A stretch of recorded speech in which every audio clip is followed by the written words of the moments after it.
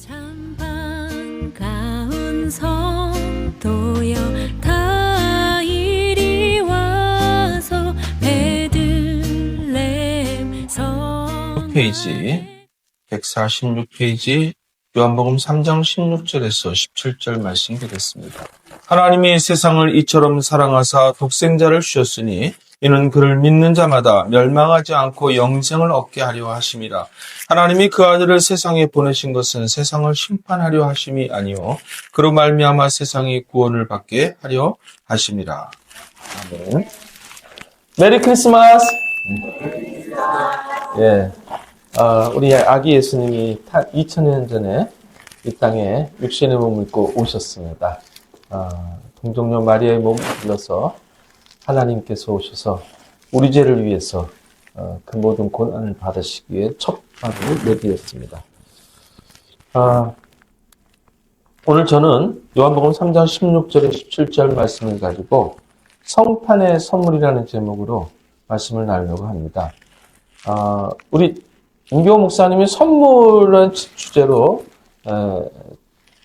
지난 시간에 말씀을 나눴기 때문에 선물의 어떤 의미보다는 전체적인 큰 그냥 맥락에서 선물의 가치에 대해서 여러분과 함께 말씀을 나누려고 합니다. 이 지상의 모든 복음적 교회는요, 12월 25일을 예수님의 탄생일로 기념하고 있습니다. 그래서 오늘 우리들 이렇게 모여서 예배를 드립니다. 근데 여러분도 알다시피 성경에는 예수님이 언제 태어나셨는가에 대한 기록이 없어요. 그래서 예수님의 생일은 사실은 아무도 모릅니다. 그렇죠? 아무도 몰라요. 근데 어떻게 그러면 12월 25일이 예수님의 생일로 정해졌는가? 예전에 제가 전도사를 했을 때 어떤 이단이 와가지고 12월 25일은 이단들의 우상을 섬기는 날인데 왜 그날을 기념하냐 하면서 얘기하더라고요. 근데 이제 저희가 이제 신학을 했으니까 답변을 하지만은 평신도들 입장에서 볼 때는 25일이 그 우상을 섬기는 그런 날인데 왜 우리가 그날 예수님을 탄생일로 정할까? 그래서 고민하는 분도 있고 궁금해하는 분도 있습니다. 아마 제가 이 성탄절마다 이거에 대한 설교를 많이 해서 여러분 다 아실 겁니다만 그래도 조금 간략하게 정리를 해드릴게요. 12월 25일을 내세운 대표적인 사람이 누구냐면 천주교 주교인 율리우스 1세라는 사람입니다.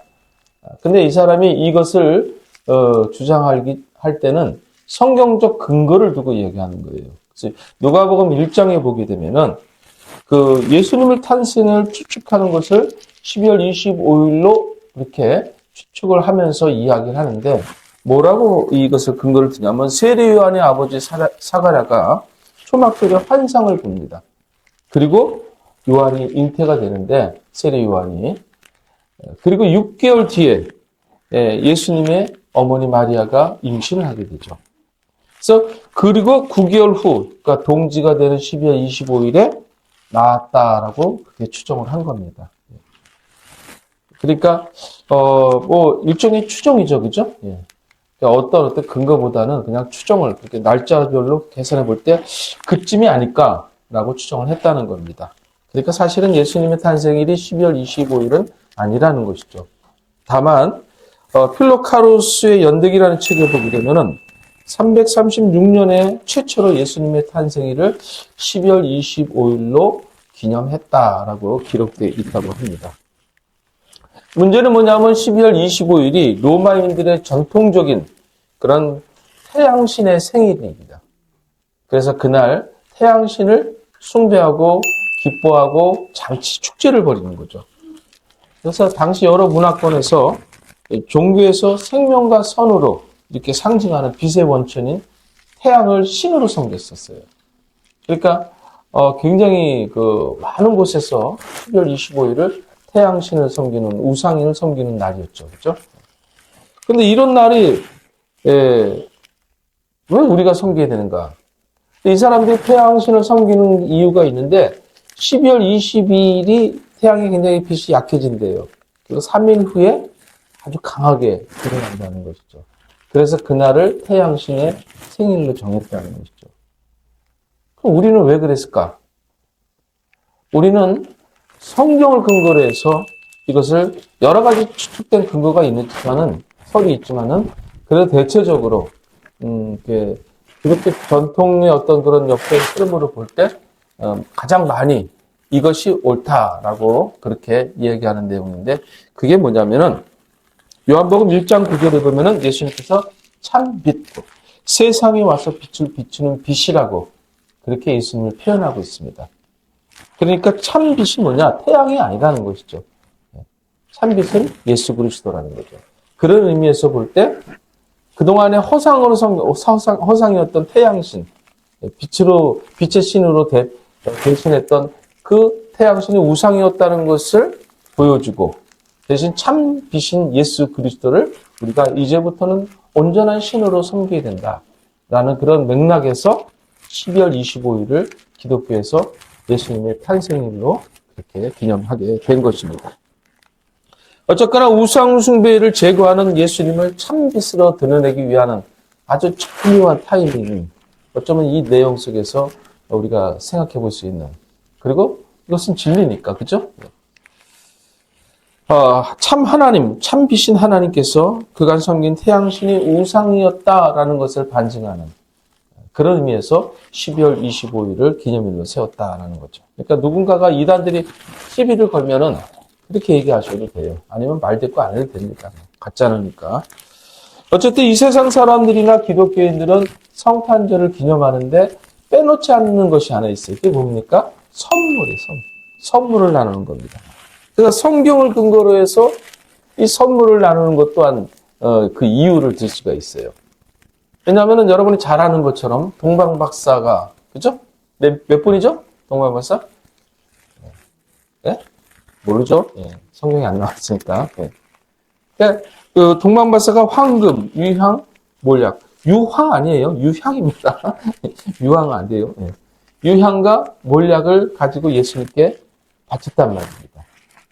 그러니까 이 상징적 의미를 갖고 있는 선물을 드리는 그것을 근거로 해서 우리가 그날은 서로 기뻐하고 그렇게 서로 감사하자는 차원에서 선물이나 카드를 주고받게 된 것이죠.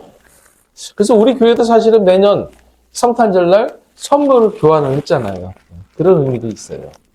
그래서 세속적인 선물이 아니라 우리가 그런 주님의 바쳤던 그런 선물을 주는 것처럼 서로 기쁨과 또 사랑을 나누는 거죠.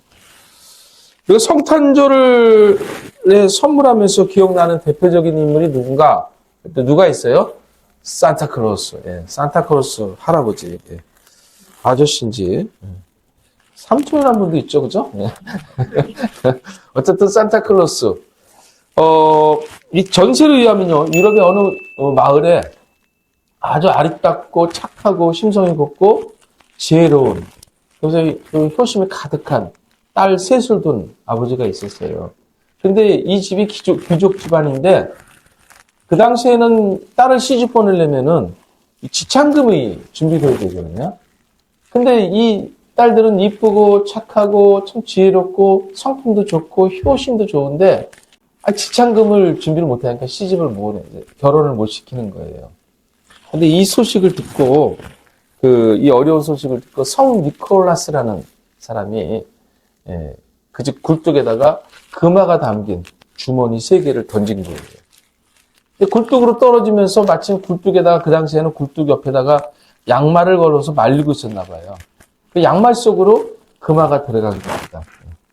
그래서 그 다음부터는 성탄절 되면 양말을 여기저기다 걸어놓는 그런 풍습이 났다고 하는데 뭐 전설이라 그러는데 모르겠습니다. 근데 중요한 거는 이 성 니콜라스라는 사람이 실존 인물이라는 거예요. 이 사람이 누구냐면 바로 수도사인데, 천주교 수도사죠. 다만 루돌프라는 사슴을 끌고 배가 불룩 나온 사람이 아닌, 그냥 하나님을 믿는 수도사입니다. 근데 이 사람이 서기 280년경 터키 지역에서 부유한 가정의 아들로 태어났다고 합니다. 그러니까 어마어마하게 많은 부자였는데 그 설에 의하면은 이 사람이 그 모든 재산을 다 어렵고 가난한 사람한테 나눠주고 자기는 하나님의 말씀을 묵상하고 그 말씀대로 살아가는 수도사의 길을 택했다고 합니다. 그리고 가난한 사람들을 돕는 일에 평생을 바쳤다고 해요. 그래서 천주교에서는 그를 성인으로 추대했습니다. 그래서 성 니콜라스, 이름이 니콜라스인데 성, 거룩함. 그래서 그렇게 성 니콜라스라고 붙였대요. 이 사람의 네덜란드식 애칭이 뭐냐면 신터클라스예요. 신터클라스. 네덜란드식 발음으로 신터클라스. 그것이 이제 네덜란드의 어떤 기독교인들이 아메리칸 대륙으로 땅을 밟으면서 그 영국권 발음으로 바뀌어서 산타클로스가 된 거예요. 저도 이제 어떤 서를 찾아보다 보니까 그렇게 나와 있더라고요. 근데 이게 뭐 정확한 건 아닌데 대체적으로 이런 저기로 잡혀 있더라고요. 그런데 성탄절이 왜 우리에게 귀한 날인가? 그 가치를 정확하게 표현해주는 그런 말씀을 좀 찾아봤습니다. 그랬더니 요한복음 3장 16절, 17절 말씀이 가장 적절한 말씀이더라고요. 그래서 오늘 본문을 이 말씀을 같이 한번 읽어볼까요? 시작. 하나님이 세상을 이처럼 사랑하사 독생자를 주셨으니 이는 그를 믿는 자마다 멸망하지 않고 영생을 얻게 하려 하심이라. 하나님이 그 아들을 세상에 보내신 것은 세상을 심판하려 하심이 아니요 그로 말미암아 세상이 구원을 받게 하려 하심이라. 아멘. 하나님이 독생자가 하나밖에 없는 아들이라는 표현도 되지만 독특하신 아들이에요. 그러니까 그 아들을 우리에게 선물로 주신 날이 바로 성탄절이라는 거죠. 그래서 예수님도 이 선물이라는 표현을 썼어요. 당신을 소개할 때 선물이라는 표현을 썼는데 언제 그런 표현이 돼 있었냐면은 예수님께서 수가성을 지나가시다가 그 우물에서 한 여인을 만나게 됩니다. 그래서 그 여인한테 내게 물을 한 그릇 좀 떠다 달라고 요청을 하죠. 그때 이 사마리아 여인이 유대인이 어찌 사마리아 여인이 나에게 물을 달라고 합니까? 라고 굉장히 부담스러워했습니다. 그러니까 사마리아 사람과 유대인은 여러분 관계는 아니죠. 그죠? 그러니까 부담스러워한 거예요. 그때 예수님께서 그녀에게 이렇게 자신을 소개합니다. 요한복음 4장 10절입니다. 같이 읽겠습니다. 시작. 예수께서 대답하여 이르시되 내가 만일 하나님의 선물과 또 내게 물을 좀 달라 하는 이가 누구인 줄 알았다면 내가 그에게 구하였을 것이요 그가 생수를 내게 주었으리라. 아멘. 여기서 예수님이 뭐라 그러죠? 내가 만일 하나님의 선물과 그랬잖아요. 여기서 하나님의 선물이라는 것은 예수님을 얘기하는 거죠. 그렇죠? 예수님 스스로가 당신은 하나님이 주신 선물이라는 거예요. 여러분에게 준 선물이라는 거죠. 그래서 예수님 자신이 하나님의 선물로 이 땅에 오셨다라는 것을 증거하고 있습니다. 여러분, 선물의 특징이 뭘까요? 선물의 특징은요, 선물을 주는 사람의 마음에 달려있는 거예요. 줄 수도 있고 안 줄 수도 있습니다. 선물을 받는 사람이 내가 선물을 받을래 하고서 요청한다 해서 꼭 선물을 받는 것은 아니에요. 안 주면 못 받는 거예요. 하나님 마음이니까. 하나님이 안 주시면 우리는 선물을 받을 수 없지만은 하나님이 주셨기 때문에 받을 수가 있는 것이죠. 선물이 바로 그런 것이죠. 그러니까 받는 사람이 요청해서 받는 것이 아니라 엄밀한 의미에서 선물이라는 것은 뭡니까? 주는 사람의 절대적인 그런 이 주권에 의해서 이 선물이 줄 수도 있고 안 줄 수도 있다는 것이죠. 에베소서 2장 8절에 보게 되면 이런 말씀이 있습니다. 너희는 그 은혜에 의하여 믿음으로 말미암아 구원을 받았으니 이것이 너희에게서 난 것이 아니요 하나님의 선물이라 이렇게 말씀합니다. 그러니까 우리가 구원받은 게 하나님의 선물인 거예요. 구원은 어떻게 받아요? 그리스도를 구주로 고백하는 거예요. 예수님이 십자가의 보혈의 사건을 통해서 내 죄 사함을 받았고 그분의 부활로 내가 영생을 얻고 하나님의 자녀가 되었습니다. 이것을 믿는 게 하나님의 자녀의 그런 권세를 누리는 겁니다. 이게 믿음이거든요. 이게 구원받은 하나님의 사람들의 고백이란 말이에요. 그러니까 이것은 사람의 능력과 의지와 어떤 노력으로 얻어지는 것이 아니라 하나님의 선물이에요. 예수님 역시 하나님 우리에게 주신 선물이라는 거죠. 예수님을 통해서 우리를 구원하기로 작정하신 하나님의 의지가 담겨 있는 것이죠. 그런데 실상은 인간은요, 하나님의 아들을 선물로 받을 존재가 아니라는 거죠. 단 한 명도 그 선물을 받을 만한 사람이 없어요. 저도 오늘 성탄절 예배를 준비하면서 늘 매년마다 드리는 이 성탄절인데 과연 내가 이 성탄절 날 그 아기 예수이신 우리 이 땅에 내 죄를 위해서 오신 예수님을 기뻐 맞이할 수 있는 삶을 살았는가를 한번 생각해 봤습니다. 계속 실수하는 거예요. 성의를 3번인가 땅에 떨어뜨리다. 그래서 이거 느낌이 안 좋은데 이렇게 속으로 미신적인 거죠. 그리고 공교롭게도 여기 딱 와서 졸로 나가는데 이상하게 발바닥에 자꾸 구두가 땅에 자꾸 이렇게 이 바닥에 자꾸 붙는 거예요. 왜 붙을까? 이렇게 봤는데 뭐 껌이나 아무것도 없는데 멀쩡해요. 그래서 이렇게 자세히 벗어서 들여다보니까 못이 2개나 나와 있어요. 그래서 돌아와서 보니까 밑창이 떨어졌어요. 그래서 이거 계신가? 여러분 제가 그럴 사람은 아니죠. 웃자고 하는 소리인데 제가 얘기하고자 하는 게 뭐냐면은 우리 삶이 아기 예수님을 받을 수 있는, 맞이할 수 있는, 진정으로 우리 죄를 사하기 위해서 오신 그 거룩한 사랑, 그 고귀한 사랑을 받을 수 있는 삶을 살아왔는가라는 걸 생각해보니까 참 부끄럽고 그렇더라고요. 아무것도 진짜 받을 수 있는 존재가 아니라는 걸 제가 느끼면서 이 자리에 섰습니다. 그럼에도 불구하고 이 선물은 내가 요청해서 받는 게 아니라 하나님의 무한하신 사랑 때문에 선물을 받는다고 생각할 때 그냥 감사하면서 예배드리자라는 마음을 가졌습니다. 하나님이 독생자를 선물로 주신 이유가 뭐라고요? 사랑 때문에. 하나님이 세상을 이처럼 사랑하사 해서 이 세상이라는 것은 택한 하나님의 자녀들을 얘기하는 겁니다. 모든 사람을 얘기하는 게 아니에요. 택한 하나님의 자녀에게 하나님의 아들을 보내셔서 그들을 구원하기로 작정하신 거예요. 그 동기가 사랑하기 때문에. 사랑에는 조건이 없습니다. 이뻐서 사랑하고 잘생겨서 사랑하고 똑똑해서 사랑하고 믿음이 좋아서 그거 아니에요. 돈이 많아서 돈이 적어서 공부를 많이 해서 공부를 못해서 키가 커서 키가 작아서 아니에요. 마음이 착해서 아니에요. 하나님이 그냥 우리를 사랑하시는 거예요. 그냥 사랑하시는 거예요. 얼마나 우리가 감사합니까? 우리 인간은 여러 가지로 부끄러운 존재이지만 하나님 앞에는 그냥 사랑스러운 존재예요. 세상 사람들이 볼 때는 우리 자녀들이 그냥 평범해 보이고 그렇게 막 눈에 안 들어갈 거지만 우린 눈에 들어와요. 막 그냥 막 뿔이 뿔뿔 떨어질 정도로 이뻐요. 먹는 것도 이쁘고. 예. 어저께으면 옛날에 할머니 할아버지 그러자 할머니들이 쟤는 똥도 아까워 그러잖아요. 그 자녀들이 똥도 아깝다 그러잖아요. 예.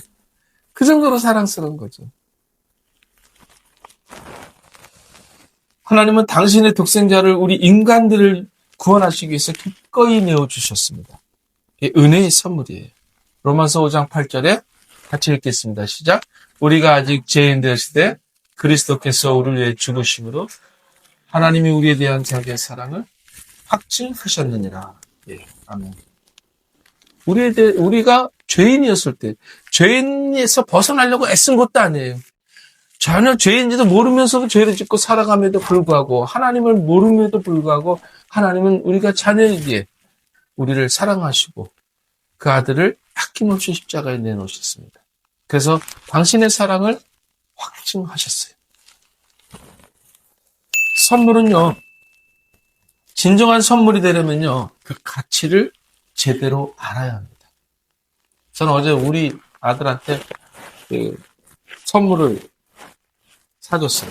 그 선물을 주는데 그걸 받고 기뻐할 거 생각하니까 막 좋은 거예요. 그래서 선물했더니 되게 좋아하더라고요. 그래서 작은 것에 감사하니까 너무 기쁜 거예요. 고맙고. 우리가 서로 뭔가 베풀 때 그것을 표현하는, 감사를 표현하는 사람들은 참 귀한 사람들이에요. 그래서 요거가 아니라 서로 기뻐할 수 있고 감사하는 그 마음을 받는 것, 그런 우리의 마음의 자세가 필요합니다. 여러분, 그게 바로 가치를 인정하는 거예요. 가치를 가치 있게 만들어가는 거죠. 예. 가치를 아는 사람에게는 진정한 선물이 그것이 더 값어치 있습니다. 여러분에게 선물로 오신 예수님의 예수님은 얼마만한 가치가 있다고 생각하십니까? 여러분에게. 예수님께서 이런 비유로 말씀하셨어요. 마태복음 13장 44절에 천국은 마치 밭에 감추인 보화와 같으니 사람이 이를 발견한 후 숨겨두고 기뻐하며 돌아가서 자기 소유를 다 팔아 그 밭을 사느니라. 여기서 이 천국이라는 것은 구원이라는 개념이야. 하나님의 나라. 그걸 의미하고 있거든요. 하나님 자녀되는 걸 얘기하는. 근데 보물을 발견하고 그 가치를 아는 사람은 자기 소유를 다 팔아서 그거를 자기 것으로 갖는다는 거죠. 가치를 아는 사람의 모습이라는 것이죠. 또 마태복음 13장 45절 46절에 보면 또 천국은 마치 좋은 진주를 구하는 장사와 같으니 극히 값진 진주 하나를 발견하며 가서 자기 소유를 다 팔아 그 진주를 사느니라. 신앙은요, 가치를 아는 거예요. 여러분이 신앙의 삶을 산다는 것은 가치 있는 삶을 사는 거예요. 가치를 알기 때문에. 그만큼 여러분은 좀 더 가치 있는 삶을 살아가게 되는 거죠. 세상 사람하고 다르게. 물질적인 그런 의미가 아니라 의미적인, 그 이상으로 우리가 부여할 수 있는 의미가 담겨 있는. 예수님은 바로 그 보물입니다. 독생하신 아들 예수 그리스도. 바로 그 진주고. 그래서 우리는 우리 전 인생을 다 바쳐서 예수님을 내 주인으로, 나의 구주로 받아들여도 부족함이 없습니다. 아니, 우리에게는 손해보는 것이 없다는 것이죠. 예수 그리스도를 가치를 아는 사람들이 예수님을 찾아왔고 황금과 몰약과 유향을 예수님께 바치는 거죠. 우리의 인생의 한 해의 삶을 살면서 어떻게 가치 있는 삶을 살 것인가? 신앙적인 삶인데 신앙인답게 살아간다면 정말 가치 있는 삶을 사는 것이고 예수님의 가치를 아는 사람이라는 것이죠. 그렇지 않고 교회만 왔다 갔다 하고 내 방식대로 신앙생활하면 어떻게 돼요? 가치를 모르는 삶이죠. 다니긴 다니고 알기는 알지만은 진정한 가치를 깨닫지 못하는 거예요. 그 사랑의 가치를 모르니까 선물이 선물 같지 않은 거죠. 그냥 어떤 계산적으로 세상에서 갖고 있는 물질적인 개념에서 그 선물을 갖다가 받아놓은 거죠. 성탄절에 하나님이 값없이 주신 최고의 선물로 이 땅에 예수님께서 오셨음을 기억하시기 바랍니다. 그 예수님의 오심을 정말 가치 있게 살아가는 삶은 우리가 신앙 안에 사는 삶입니다. 하나님의 자유다운 삶을 살아가는 겁니다. 성탄절을 세상 사람들처럼 먹고 마시고 즐기는 거로 끝날 것이 아니라 오늘 이 시간을 기점으로 해서 나는 어떻게 신앙생활 할 것인가? 어떻게 내가 예수님의 가치를 더 높여줄 것인가? 라는. 물론 우리가 높인다 해서 예수님의 가치가 높거나 떨어지는 건 아닙니다만은 가치를 인정할 줄 아는 삶을 살아가는 지혜로움이 우리 신앙의 삶이 필요합니다. 아무쪼록 우리 모두가 나의 삶을 그분에게 드리는 복된 결단을 하는, 즉 보화와 진주를 모든 것을 다해서 팔아서 내 것으로 만드는 그런 귀한 신앙의 삶을 살아가기를 예수님의 이름으로 축원합니다. 최고의 선물을 받은 성탄절을 여러분에게 여러분과 함께 축복하며 감사합니다. 기도하겠습니다. 하나님 아버지 감사합니다. 오늘 최고의 선물을 주신 하나님 아버지께 찬양과 영광을 올리며 그 최고의 선물을 받은 그 가치를 인정하며 가치 있는 삶을 살았는지 우리 자신을 돌아봅니다. 오늘 이 시간부터 다시 한번 하나님의 자녀로서의 가치 있는 삶을 살며 우리 주 예수 그리스도의 그 무한한 가치를 세상에 증거하는 우리의 삶이 되도록 은총 내려 주시옵소서. 감사드리며 예수님의 이름으로 기도드립니다. 아멘.